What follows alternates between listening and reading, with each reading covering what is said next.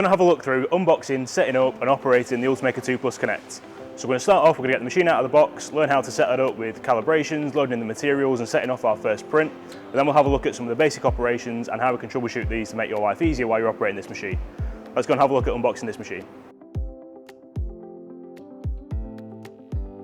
So the first thing we're going to do is unbox the machine. Now, before you get too giddy, what we don't want to do is cut that tape on the top of the box. We're going to use the white tabs that are on the side so we can lift this section away from the base.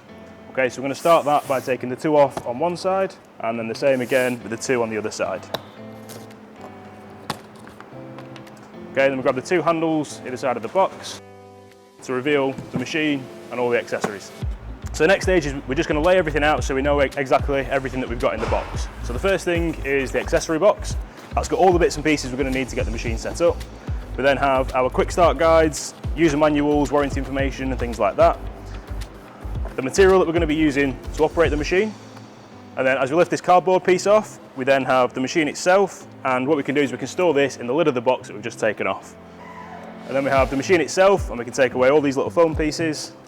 Again, storing those in the lid of the box, and then we can lift the machine out and place that onto the desk, so we're then ready to start setting up.